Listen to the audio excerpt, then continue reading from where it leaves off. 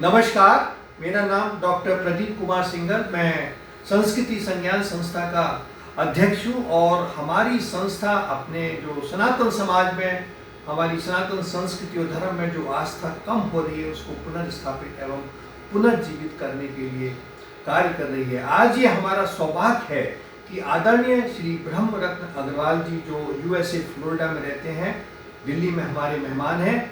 USA में इन्होंने Hindu university of America की भी स्थापना की है और इन्होंने जो हमारी सनातन संस्कृति और धर्म के देवी देवता हैं उन पर वैज्ञानिक शोध किया है और इस पर एक उन्होंने किताब प्रकाशित की है। इस किताब को प्राप्त करने के लिए हमारी संस्था से आप संपर्क कर सकते हैं। श्री ब्रह्मरत्न अग्रवाल जी ने इन देवी देवताओं की मूर्ति पर एक वीडियो सीरीज भी निकाली है। इसका भाग 1, 2 और 3 हम प्रस्तुत कर चुके हैं, उन्हें भी आप अवश्य देखें। आज हम इसका भाग 4 प्रस्तुत करने जा रहे हैं। इस वीडियो को आप पूरा देखें, इस चैनल को सब्सक्राइब करें, लाइक करें और आपसे हमारा सविनय अनुरोध है कि इसको अधिक से अधिक शेयर करें सनातन संस्कृति के उत्थान के लिए। कृष्ण जी ब्लू दिखाए गए हैं, तो ये अगर मैं किसी से पूछूं कि ये कृष्ण जी के जो साथ महिला खड़ी हैं वो उसकी वाइफ थी क्या? नहीं। तो फिर कृष्ण जी किसी और की वाइफ के साथ खड़े हैं, ऐसा कैसे? तो इसका अर्थ क्या है? सो परमात्मा ब्लू जो है वो परमात्मा का है और जो महिला है वो प्रकृति पर रिप्रेजेंट्स प्रकृति, नेचर। सो परमात्मा एंड प्रकृति से ये सारा संसार बना है। तो अगर हम इस तरह से इसको देखेंगे तो उनका होएगा। लेकिन हम राधा राधा करते रहेंगे। राधा का मैंने सुना है कि भागवत में राधा का नाम नहीं आता है और राधा तो कितनी बड़ी थी शायद कृष्ण जी से। तो हमको मतलब ये है कि हमको सीखने को क्या मिलता है ताकि हम अपना सही स्वरूप जो आत्मा हम हैं उसको कैसे पहचान सकें। वो हमको सारी हमारी शिक्षा, सारे शास्त्र, सारी टीचिंग इस पर निर्भर करती है कि हम अपने आप को पहचान सकें और उसके लिए आपको किस तरह से टूल्स दिए गए हैं। ये सब टूल्स हैं to realise who you are. फिर उनके हाथ में मुरली है, कृष्ण जी के हाथ में मुरली है। तो ये मुरली क्या है? Represents the body. इसमें 9 होल्स हैं, हमारी बॉडी में भी 9 होल्स हैं। तो कृष्ण जी इसमें हवा फूंक मारते हैं तो ये बचती है।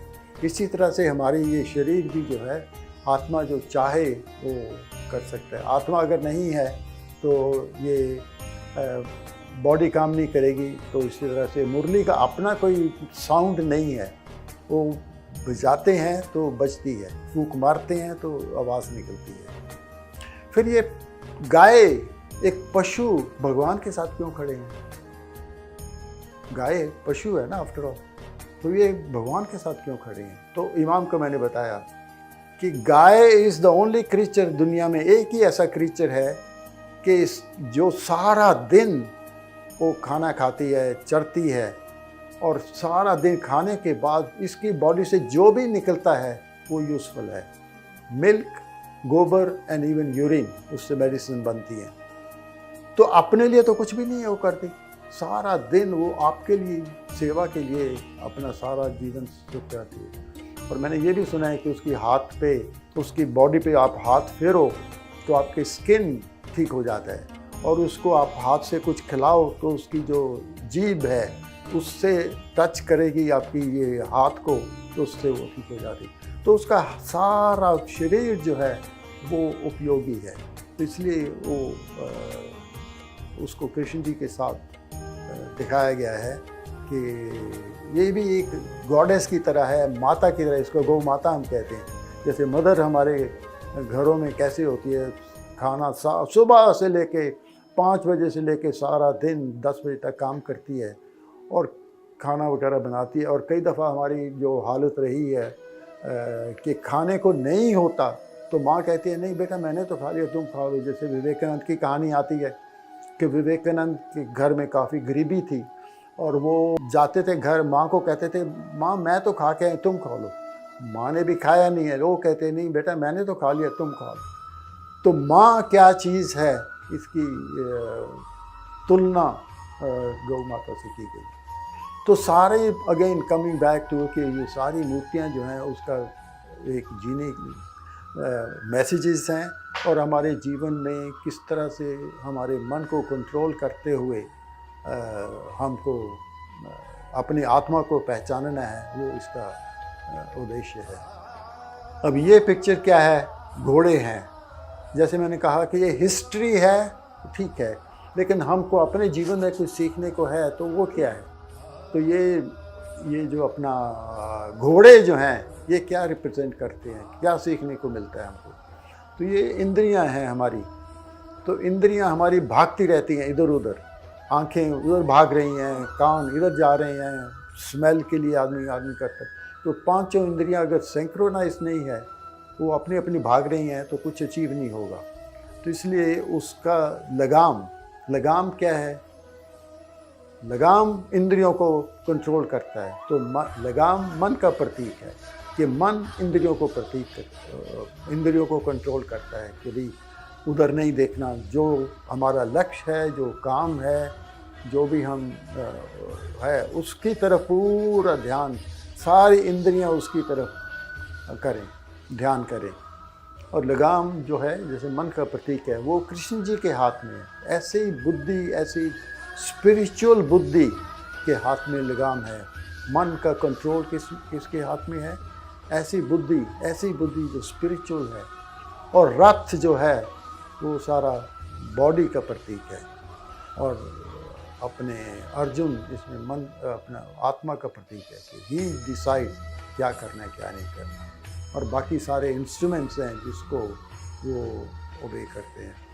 तो इस तरह से हर एक पिक्चर का हमको एक जीने की कला सिखाती हैं, और हमको एक पर्पस लाइफ का क्या है, वो इससे हम अचीव कर सकते हैं। तो आज जो अपनी चर्चा हुई उसमें हमको यही देखना है कि ये जो मूर्तियां हैं, इन सब का दे आर सिंबल्स की तरह अगर इसको यूज़ करते हुए हम करें, और किसी को भक्ति भाव से करना है तो भी इट्स ओके कि पूरा ध्यान उसको भगवान ही मान के हम उसका जो उनके गुण हैं, राम के, कृष्ण के, हनुमान के, गणेश के, शिव जी के, उसकी तरफ हमारा ध्यान हो तो हमारा जीवन सफल हो सकता है। और सारी मूर्तियां जो है, कोई बाहर गणेश जी या शिव जी या कहीं बैठे नहीं हैं कहीं भी। ये तो हमको समझ, अभी हमारे ये एस्ट्रोनॉट्स सारी दुनिया घूम के आए हैं कि कहीं कोई दूसरा नजर नहीं आया। एंड हेल एंड हेवन भी जैसे दूसरे लोग कहते हैं, हमारे लिए तो हेल एंड हेवन यहीं पे है, इसी धरती पे है, लेकिन दूसरे धर्मों के लोग, रिलीजन्स के लोग ऐसा मानते हैं, हेल एंड हेवन। तो मेरा प्रश्न उनके ये रहता है कि जब आदमी चला जाता है, अब वो आत्माएं कहाँ हैं? अभी भी वेट कर रही हैं हेल एंड हेवन जाने के लिए, क्योंकि उनको कहा जाता है क़यामत के दिन वो फैसला होगा। तो अब क़यामत तो इस तरह से हमारे तो इमीडिएटली ऐसा नहीं मानते। तो हमारे धर्म जो है, अभी थोड़ी सी जो चर्चा है उससे सीखते हुए हम अपने जीवन में क्या धारण कर सकते हैं, मूर्तियों से क्या सीख सकते हैं। ऑल द टाइम अपना ध्यान जो है इस चीज़ पे होना चाहिए, क्या मैं सीख सकता हूँ। अभी जैसे वो दत्तात्रेय है, वो कितने गुरु उनके थे, 24 के 26 गुरु थे, कि हर सूर्य से क्या सीख सकते हैं, हवा से क्या सीख सकते हैं। तो हर एक सीखना ऑल द टाइम। अभी सिख लोग जो है उनका नाम ही सिख रख दिया है। तो सिख का मतलब क्या है? सीखना, गुरु एंड सिख, सीखना। तो all the time interest in सीखने का। लेकिन इंडिया में मैंने देखा है सबको इंटरेस्ट होता है बताने में। It's very unfortunate. तो सारा एम्फेसिस, सारा ध्यान जो है वो सीखने पे अगर हम करें। अब ग्रीटिंग की बात करें, नमस्ते, तो इसी तरह से उनकी ग्रीटिंग है सत श्री अकाल। किसी सिख को आप पूछो इसका मतलब क्या है, नहीं पता। नमस्ते का पता नहीं अपने हिंदूज को, तो इसी तरह से तो दोनों का अर्थ सेम है। नमस्ते का अर्थ है bow down to the divinity within you. सत श्री अकाल का मतलब है कि जब मैं उसको हाथ जोड़ के कर रहा हूँ सत श्री अकाल, तो मैं उसको देख रहा हूँ। सत मतलब जो था, है और रहेगा।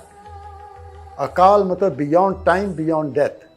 तो मैं उसकी तरफ ध्यान कर रहा हूँ, not the food and water. ये बॉडी तो फूड एंड वाटर की बनी है, तो उनमें भी वही है। और सिख शब्द कितना अच्छा है, गुरु एंड सिख कितना अच्छा शब्द है कि सारी उम्र सीखने का है। तो इस तरह से अगर हम अपना एटीट्यूड रखें कि मुझे क्या सीखने को मिलता है, और सीखने के लिए प्रश्न पूछने और सेवा भाव, जितना हम ऐसा मन में सोचे कि मैंने जीवन समाज के लिए, देश के लिए, फैमिली के लिए, एक्सटेंडेड फैमिली के लिए कुछ करना है, तो देखेंगे कि भी रिसोर्सेज अपने आप आपकी तरफ आएंगे। आपकी नीयत अगर अच्छी हो तो रिसोर्सेज अपने आप, भगवान से मांगने की कोई ज़रूरत नहीं है। भगवान से मांगने का यही है कि मन शांत, अगर मांगना है तो मन बिल्कुल आपका शांत होगा। Get the mind out of the way and then everything will fall in place.